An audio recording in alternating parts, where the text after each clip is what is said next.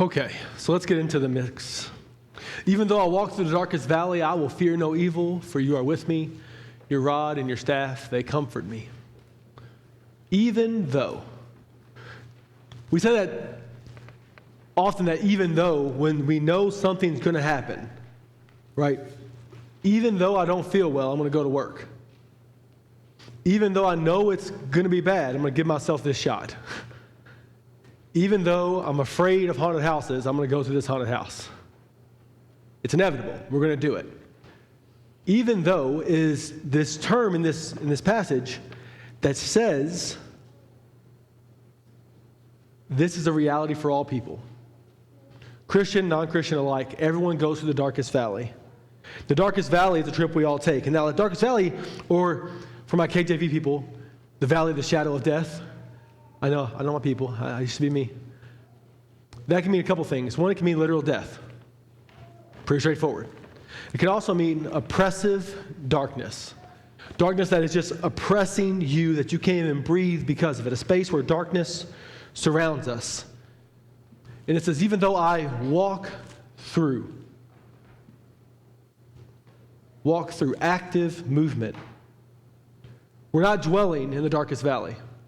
That's not our home. We're walking through it. We don't have to dwell there. We go there, but it's not our home. This darkest valley thing, it reminds me of the place I grew up. I lovingly refer to it as the hood. I grew up in the hood. I grew up in a space several blocks wide that was housing that was subsidized by the government. In that space, there was a lot of violence, drug usage, crime all around, and that's where I grew up. That's where I cut my teeth at. I took my wife and kids to the hood and locked the doors for their sake, because I was like, this is where I grew up at. That's what we're doing. That's a place of oppressive darkness, of a spiritual desert, a place that there's not much good there.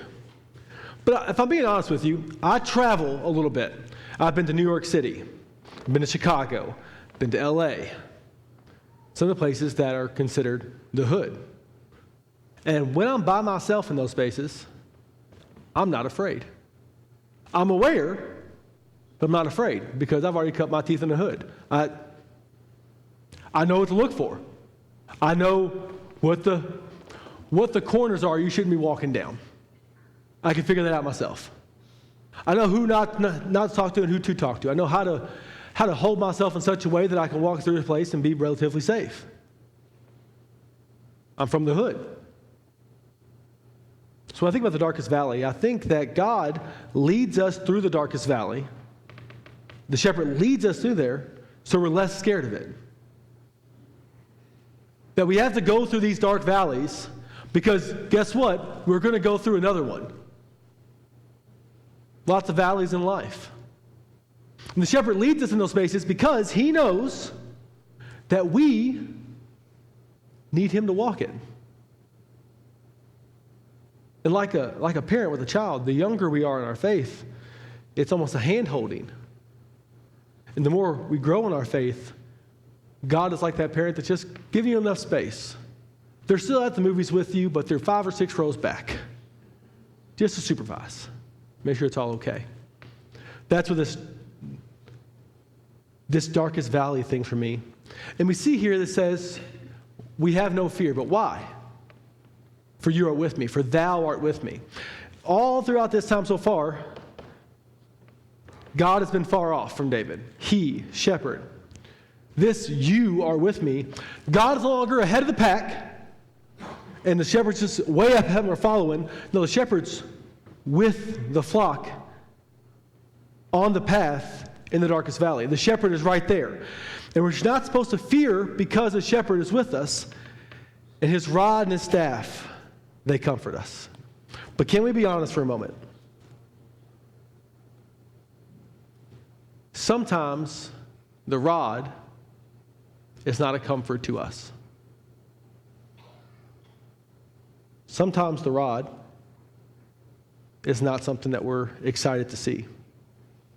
Sometimes we're afraid of the valley because of the rod. We see the rod that God holds and we think it's for us. Now, shepherds used to carry these two tools, a rod and a staff, and the rod was there to fend off the wolves. It's a weapon. It's a weapon to smack the wolves around if they come out, to make sure that the sheep are protected. And then there's the staff, this big crooked staff that the shepherd can use when the sheep do things they're not supposed to do, they get in spaces they're not supposed to be at. The shepherd can use that staff to gently pull them back. That's what the shepherd does. But for some reason, we think that the shepherd is scanning us to see if we're a threat, and then when we mess up, uses the rod on us. I've heard this from so many people. People have said, well, Justin, if I walk into the church, I'll get struck down by lightning. And that's funny in one sense, but also it's a very real reality that people think that that's who God is. That because of what you've done, God hates you. I can't find that in the scriptures. I looked. But the worst part about that is that's not just non-Christians that think that. That's Christians. So often we're afraid to go into the valley with God because we see the rod and we think if I step off that path, I'm going to get hit. We think that if I'm going down this path, God is not scanning the horizon looking for threats. He's looking at me saying, get in line. There's this TikTok trend for parents, bear with me, where you have your kid come up and you raise your hand up to see what they do. My kids gave me a high five. But when I was growing up, a raised hand did not mean a high five. It meant that correction was coming.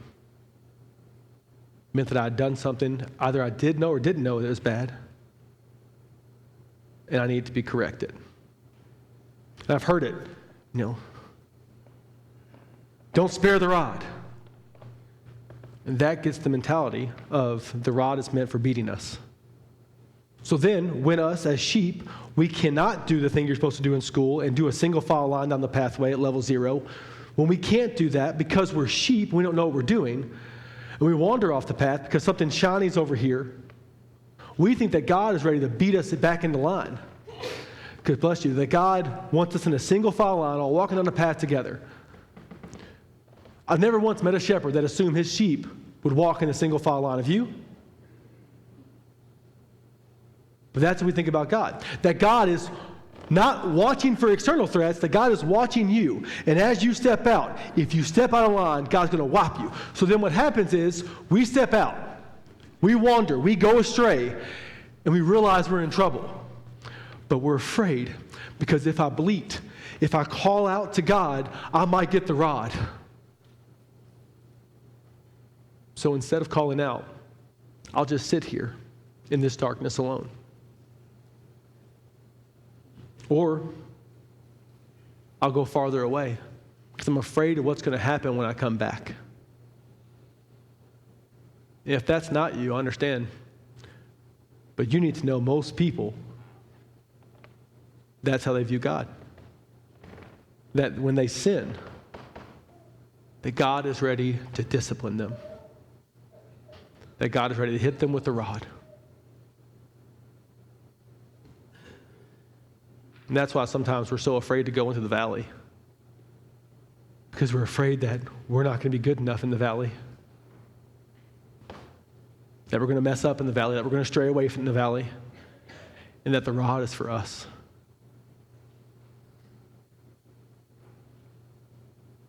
The most important thing about you is what you think about when you think about God.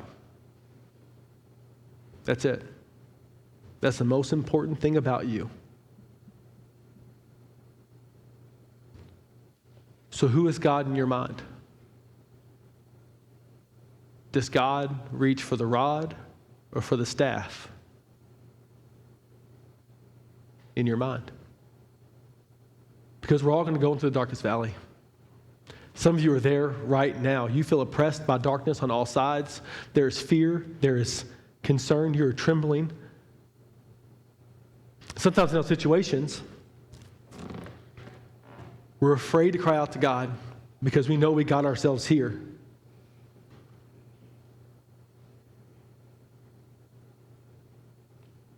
And we're afraid that God's going to take it out on us.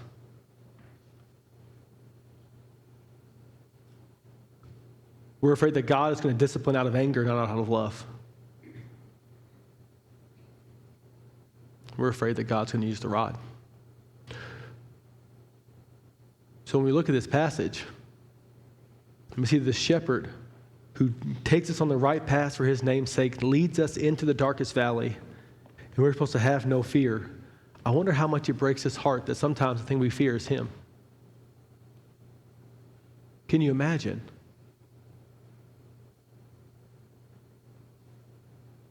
And sometimes it's because of how you grew up or how others have treated you in that space. But for a lot of us, the rod is not comfort. The raised hand of God, the wrath of God, is all we think about. But yet the shepherd is a good shepherd. And he knows when to use the rod and when to use the staff. The shepherd sees you stuck and wants to pull you out back to him. Jesus says this, that the good shepherd will leave the 99 for the one that's stuck off in the thicket. And at no point does the shepherd beat that lamb.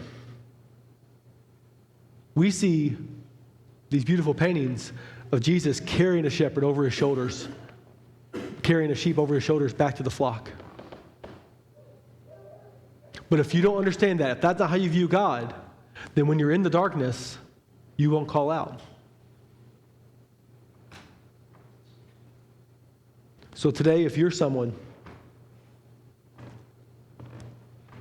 that is resonating with what I'm saying, the fact that the rod has been something that you're afraid of, I want you to write this down. The staff is for me, not the rod. The staff is for me. The shepherd is watching to make sure nothing gets to me. His rod is there to protect me from all the things that seek to destroy me. 1 Peter 5:8 says, "Be sober, be vigilant, for your adversary, the devil, as a roaring lion, walketh about seeking whom he may devour." That's what the rod's for the enemy that seeks to destroy you. But for you, the sheep that every once in a while steps on the path again and then wanders off again. Every once in a while you take the sidewalk. Your feet may touch it every once in a while, but you're still moving. That's the staff. Say, hey, we're going this way. Not out of anger, not with a big swing, but out of love, saying, one day you're going to get this right. One day you're going to be okay. But all days, I'm going to walk with you. All days, I'm going to walk you through it. God is not angry for you for doing what sheep do. God is not angry at you for doing what sheep do, because he knows you're a sheep. He knows you. He knows exactly what your predisposition is. He knows that you like shiny things. He knows that you get distracted. And like a parent, he's trying to get you all the things you need to succeed on this path. That's why he's equipped. So today I want you to hear this.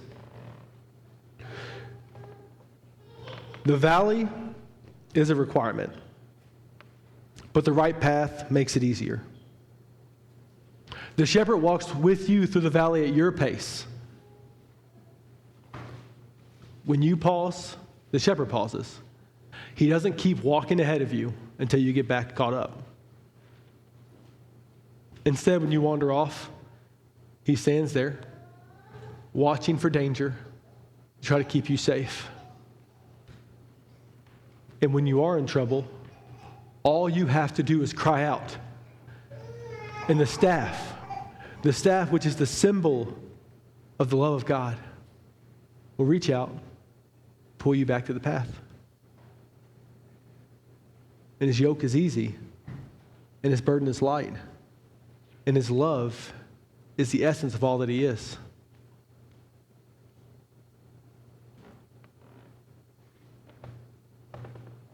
So as you walk the right path into the valley, What are you afraid of? Are you afraid of the valley?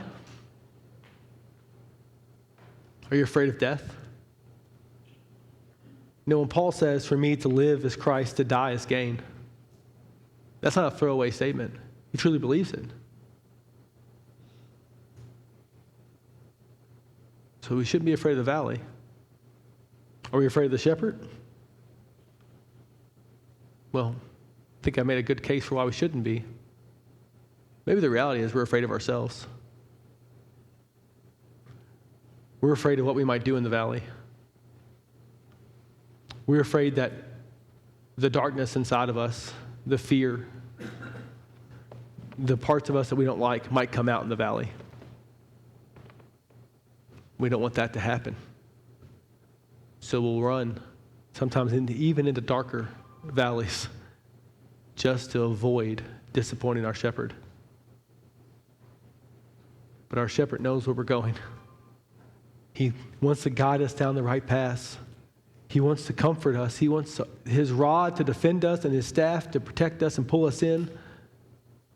But our job is to be sheep, to follow as closely as we can.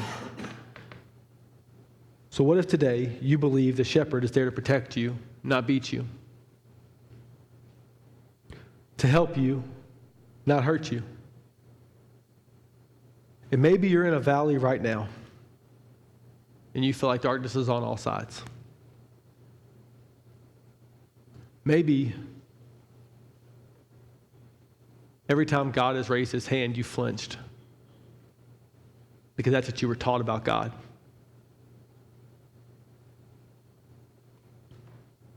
What if today you declared before God and others that the staff is for me, not the rod? That though I walk through the darkest valleys, I will not fear evil. Though I walk through death, I will not fear evil, because he is with me.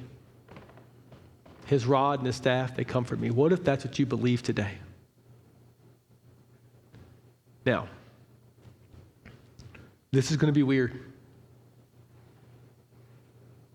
but I often believe that the thing that changes a sermon from informational to transformational is how we respond. Because I've heard of people before, Pastor Justin, the sermon was a great topic at lunch today. Awesome. Did it change you? Did you see a change in you? The Spirit's supposed to transform us. That's the Spirit's job. Did you see that? So today, I'm going to give you an opportunity to respond. We don't do this often in this church, but we're going to try it today. The bells are going to play a special. And, we had this thing up here called an altar.